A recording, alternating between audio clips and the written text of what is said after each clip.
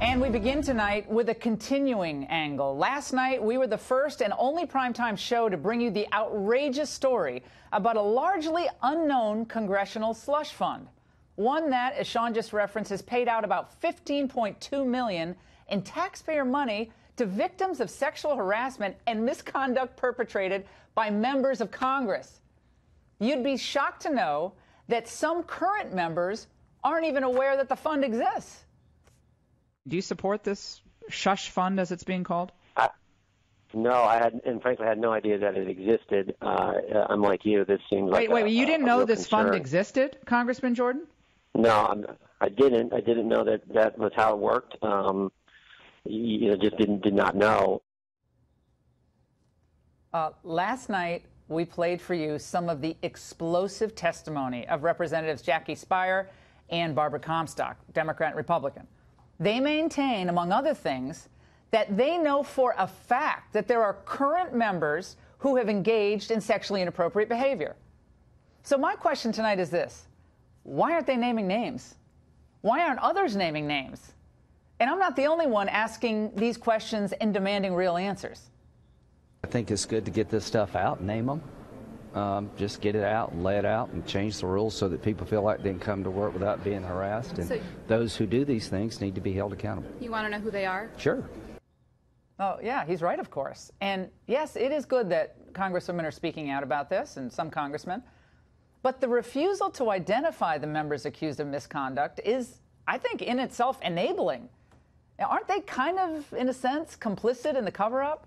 And I know it sounds harsh, but don't they have an obligation to reveal wrongdoing on the part of their colleagues? Especially if the misconduct is directed against young, vulnerable staffers. And doesn't leadership have something to say about this? By the way, we all have a right to know. They work for us. And we, the taxpayers, are footing the bill for this absurd shush fund. You're supposed to not talk about it. Well, we want to know the details of these settlements. We want the time, place, and manner of the misconduct. And I want the names of the members accused. It is totally unacceptable for Congress to operate under a different set of rules than everybody else. Whether it's the type of health care they vote to give themselves, or the amount of time off they get, or the way they get to use OPM, other people's money, to pay off settlements.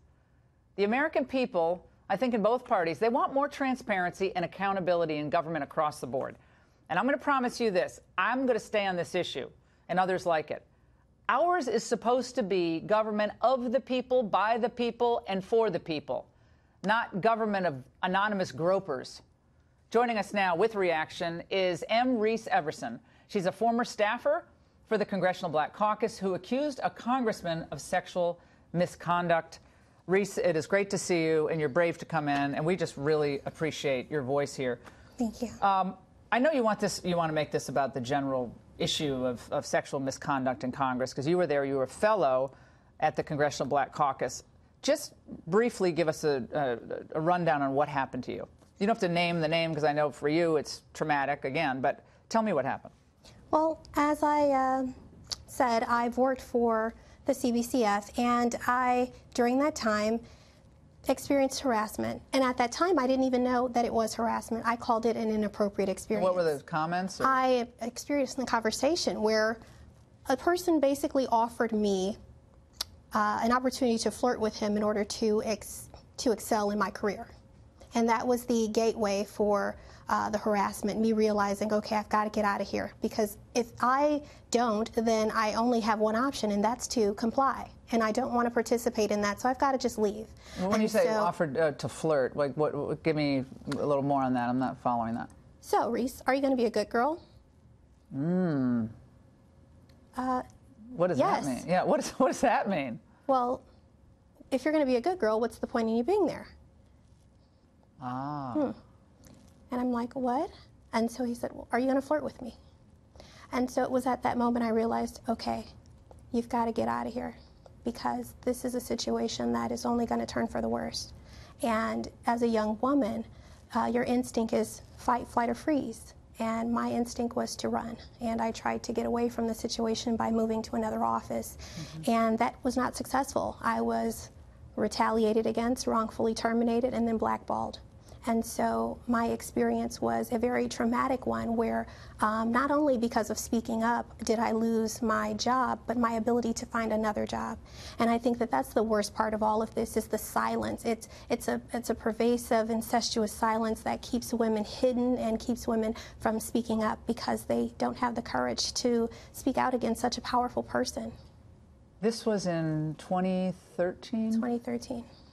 How long, by the time you arrived for this fellowship, which is kind of cool to get? I mean, that's exciting when you get a job in Congress. You're a young woman and you're going in there and you're going to learn about how Congress works. And so, how long by the time you arrived at Congress to the time this conversation with this congressman?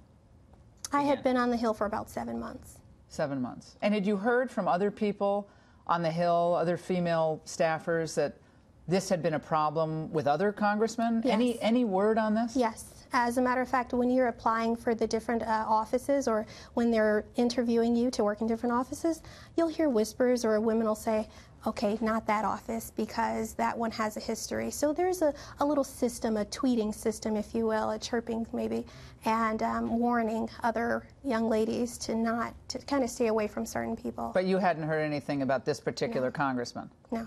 And so you weren't able to go to this accountability office because you were a fellow and not a full-time employee? Well, the thing is, they let anyone submit an application for a complaint. And so I did submit a formal complaint. However, I'm ineligible because the CAA does not cover interns or fellows. Now, that in and of itself is crazy. I mean, I'm not even sure I don't really like a lot about that accountability office because it forces women or men complaining into counseling. Mandatory. Mandatory counseling. The person who needs counseling is the perpetrator. But so I don't even know if I like a lot of that. But if there's going to be protections in place, why the heck aren't they in place for interns and fellows? Why should you be treated any differently? Absolutely. Those are the most vulnerable of the people on the Hill. This is insane. So this happens. You moved offices. And when you were there, is it the same position, another fellowship? Same position, and the office began to communicate, and so there's a conversation going on. Well, why did you leave? Did you tell people? I tried to explain, oh, well, I'm just looking for another, some other experience. But when you say that, the person I said that to, she said, well, why would you leave? They wanted to hire you full time. Are you an opportunist? Will you just leave us too? And I realized I have to tell this woman the truth because she's not going to give me the credibility that I deserve. So did another woman rat you out on Yes. this? And then that it became known that you were complaining about the other, and then Yes. she must have told. So the girl power didn't really work in your favor. Not in that instance. Sometimes there's gatekeepers. So women who are enabling Absolutely. on Capitol Hill or protecting the their system. congressmen. Absolutely. These women have had these jobs with these members for 15 and 20 years, and they like the job security. I hope everybody across the country has just listened to this young woman. And this is outrageous. Unfortunately. Do you agree that the congresswomen who are in positions of great authority should name names?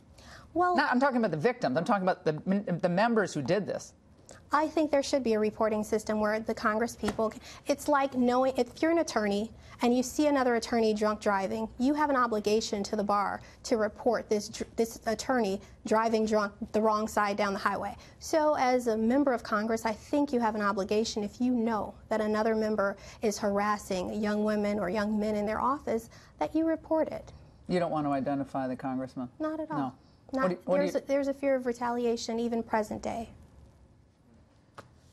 I really appreciate you coming here, Reese. This has got to stop. This has got to stop. This is insanity.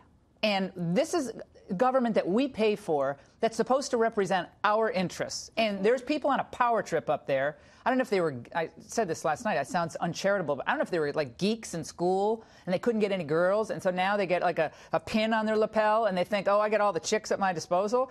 But that's got to end. As the show that said, what is it, House of Cards, everything is about sex except for sex. Sex is about power. Ugh. And so you have these people with this power, and they feel the ability to wield it over anyone that they see. It's kind of like Simba in The Lion King. You are the king over everything that you see in your kingdom. They feel that power over everything and everyone. And it's not fair for a young, beautiful woman to come in and for them not to have power over her.